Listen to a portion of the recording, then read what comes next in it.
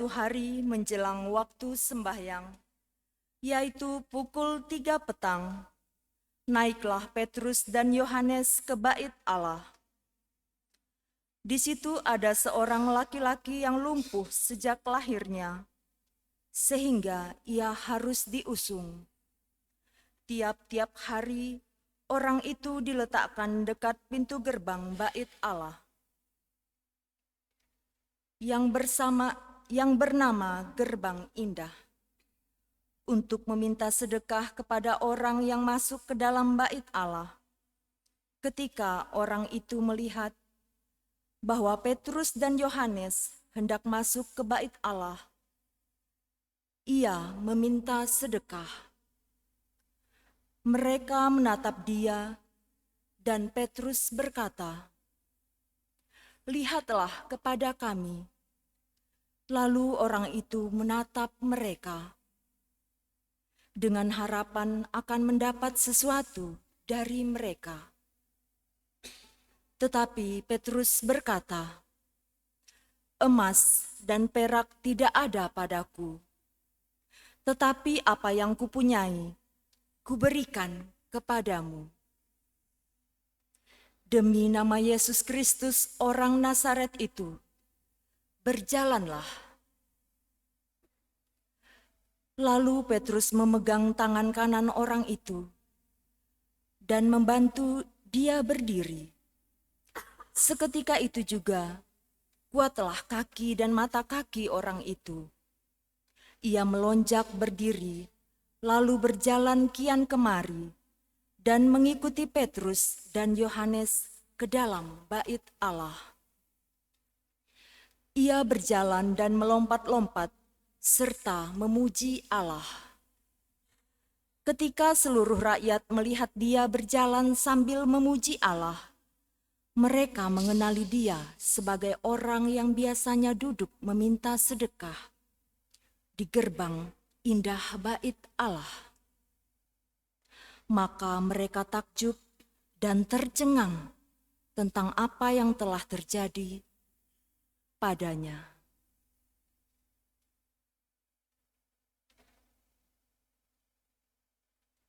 Demikianlah sabda Tuhan. Biarlah bersuka hati orang-orang yang mencari Tuhan.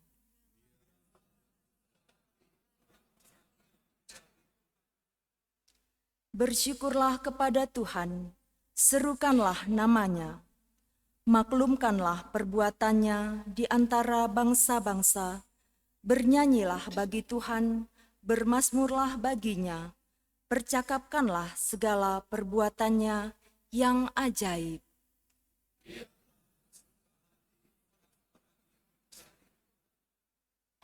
Bermegahlah dalam namanya yang kudus. Biarlah bersuka hati orang-orang yang mencari Tuhan. Carilah Tuhan dan kekuatannya. Carilah selalu wajahnya.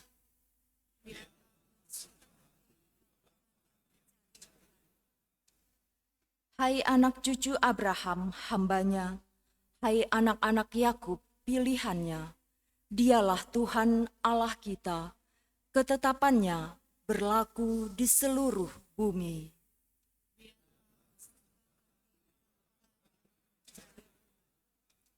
Selama-lamanya ia ingat akan perjanjiannya, akan firman yang diperintahkannya kepada 1000 angkatan, akan perjanjian yang diikatnya dengan Abraham, dan akan sumpahnya kepada Ishak.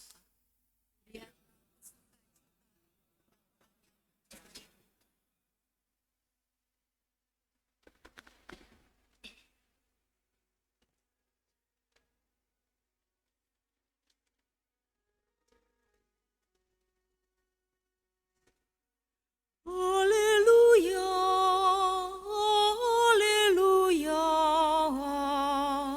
haleluya.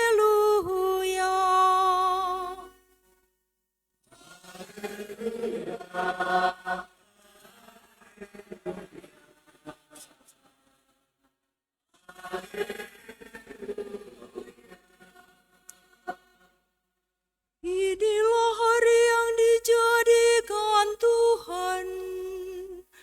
Marilah kita bersorak-sorai dan bersukacita karenanya.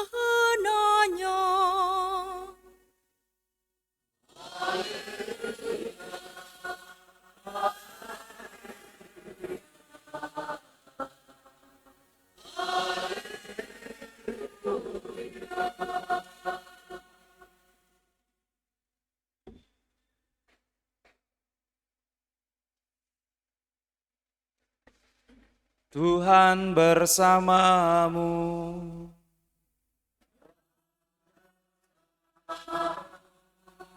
Inilah Injil suci menurut Lukas.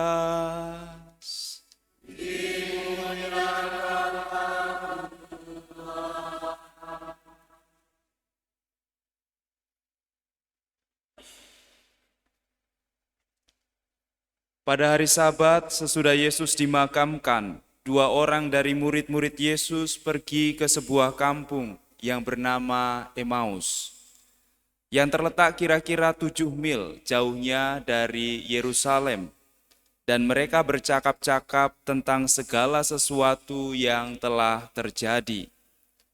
Ketika mereka sedang bercakap-cakap dan bertukar pikiran, datanglah Yesus sendiri mendekati mereka, lalu berjalan bersama-sama dengan mereka. Tetapi ada sesuatu yang menghalangi mata mereka, sehingga mereka tidak dapat mengenali Dia. Yesus berkata kepada mereka, "Apakah yang kamu percakapkan sementara kamu berjalan?" Maka berhentilah mereka dengan muka muram.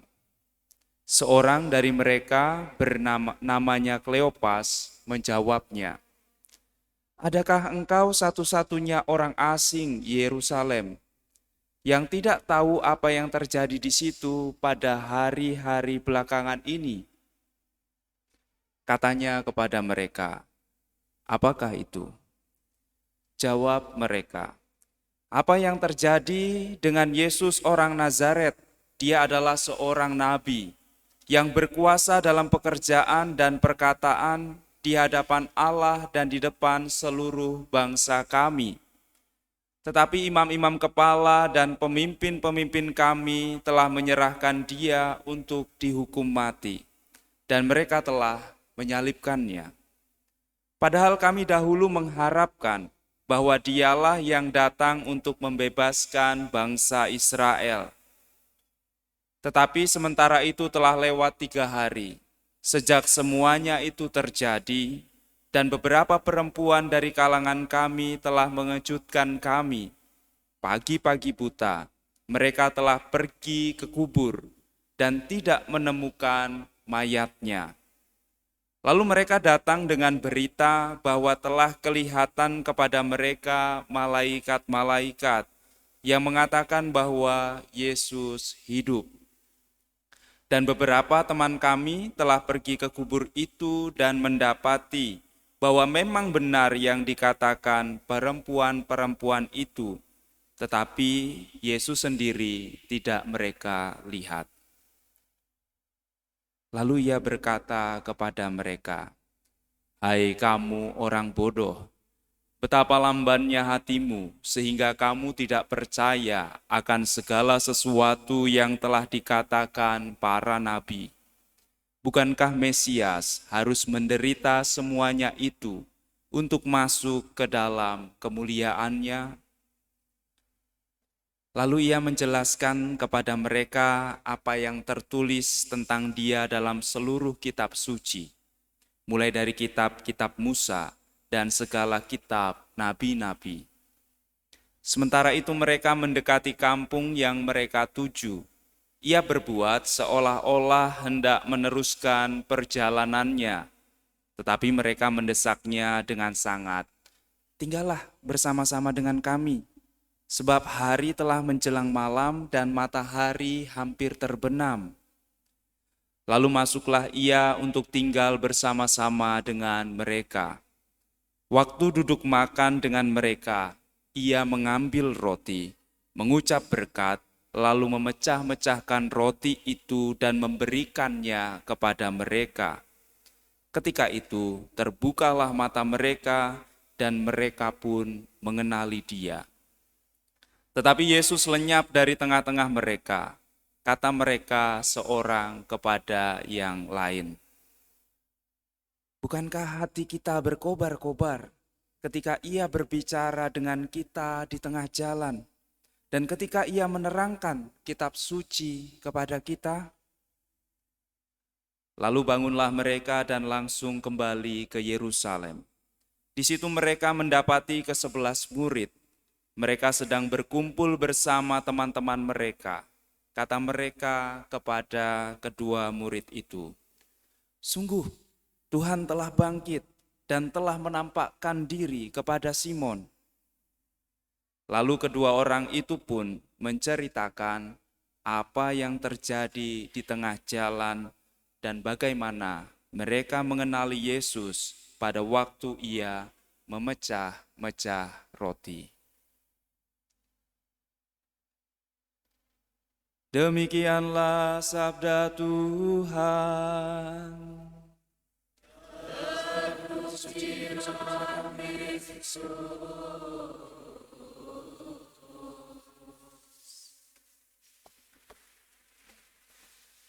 Para suster, saudara-saudari, dan adik-adikku yang terkasih, dalam perayaan Ekaristi ini kita secara khusus berdoa bagi gembala kita yang telah kembali ke rumah Bapa, Bapak Suci Paus Fransiskus atau Mario Jose Mario Bergoglio. Dan dalam bacaan yang kita dengarkan hari ini, ada beberapa hal yang bisa kita contoh dari Petrus dan juga dari Bapak Suci Fransiskus. Dalam bacaan pertama Kisah Para Rasul, ketika Petrus mau memasuki gerbang dan di situ ada seorang yang meminta-minta, kakinya juga lumpuh. Kata-kata ini sungguh sangat menggugah diri kita seharusnya. Emas dan perak tidak kumiliki, tetapi apa yang kupunyai, itulah yang kuberikan padamu. Dengan kata-kata ini, tetapi apa yang kupunyai, kuberikan padamu, menunjukkan sebuah iman yang hidup. Pun kalau saat ini kita belum punya, tetapi kita sudah berniat untuk memberikan apapun itu adalah sebuah iman yang hidup. Kalau kita mau memberi, tunggu memiliki, sampai mati pun saya rasa tidak akan pernah memberi. Kalau kita mau memberi, kalau sudah merasa memiliki. Maka apapun yang kupunyai, kuberikan padamu, merupakan suatu kesediaan untuk menolong, terlibat dalam kesusahan dan penderitaan orang lain. Biasanya kalau ada sesuatu yang tidak menyamankan kita, kita refleks saja untuk pergi, menghindar. Saat tidak bisa menolong, ternyata bukan pertama-tama karena tidak memiliki apa-apa, tetapi karena kita tidak mau bersusah diri, tidak mau ikut dalam penderitaan orang, dan yang celakanya tidak mau memberi apa yang kita miliki.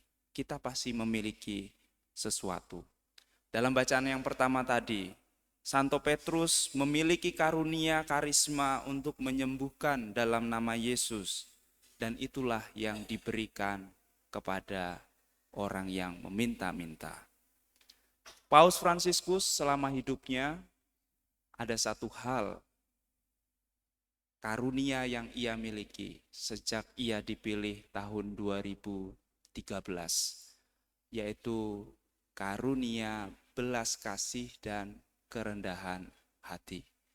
Dan itulah yang dia punya, maka itulah yang ia berikan kepada dunia. Pernah menjadi sampul utama majalah Times, New York, karena belas kasih dan kerendahan hatiannya. Ketika dia mengeluarkan Laudato Si juga bersumber dari belas kasih, pengalaman belas kasih dan kerendahan hatiannya. Dan belas kasih itu ia alami sebagai seorang pendosa. Maka ketika masa pontifikalnya, jangan heran Paus Fransiskus itu membenci dosa, tetapi sangat murah hati kepada para pendosa. Bahkan oleh kelompok konservatif, dia dikecam sebagai seorang bid'ah ketika mau menerima orang-orang yang bercerai menikah lagi secara sipil, orang-orang yang punya kecenderungan LGBT. Itu yang membuat dia banyak diserang selama masa pontifikalnya oleh gereja sendiri, oleh pemimpin-pemimpin gereja yang konservatif. Tetapi itulah apa yang dimiliki oleh Paus Fransiskus dan itulah yang diberikannya kepada dunia. Kita pun juga rupa-rupanya pasti memiliki karunia yang bisa kita berikan. Dan apa itu karunianya? Kita yang tahu. Jangan mau semua karunia menyembuhkan, kerendahan hati, wah, semuanya mau kita miliki, malah tidak ada satupun yang kita miliki. Maka milikilah 1-2 karunia, tekuni itu, dan kita bagikan sampai akhir hidup kita. 1-2 karunia itu. Dan karunia itu berasal dari Tuhan, maka harus ditimba dari Tuhan sendiri. Dalam bacaan Injil, pengalaman 2 murid Emmaus. Karunia keberanian, karunia untuk kembali menghadapi hal yang membuat mereka takut, mereka temukan, mereka rasakan, dan pengalaman yang mengobarkan diri mereka ketika mereka mendengarkan kembali kitab suci dan menyambut Ekaristi. Tanpa santapan sabda dan Ekaristi, kita tidak akan pernah berani untuk keluar dari diri kita, berani menjumpai penderitaan orang, kita tidak akan pernah tidak akan pernah berani untuk berbagi. Mengapa para kedua murid pergi dari Yerusalem? Yerusalem adalah simbol kekalahan, Yerusalem adalah simbol penderitaan, Yerusalem adalah aib bagi murid Yesus yang tidak paham tentang kebangkitan Yesus. Dan bukankah kita juga para murid, kalau kita tidak paham kitab suci dan tidak dikuatkan dengan Ekaristi, kita pasti akan menjadi seperti 2 murid yang pergi dari Yerusalem. Ada masalah, cara paling gampang adalah kita pergi, kita tinggalkan masalah itu, kembali ke tempat di mana kita nyaman. Bagi 2 murid, tempat dia nyaman adalah Emmaus. Tetapi ketika 2 murid itu mau mencari kenyamanan hidup, Yesus datang kembali mengingatkan kitab suci, memberikan Ekaristi, dan saat itulah mereka melihat Yesus yang bangkit, mempunyai semangat lagi untuk kembali ke Yerusalem.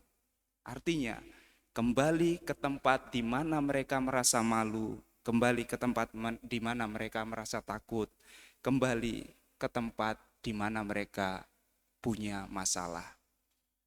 Maka mari kita masing-masing belajar dari kedua murid, belajar dari Petrus, dan belajar dari Paus Fransiskus.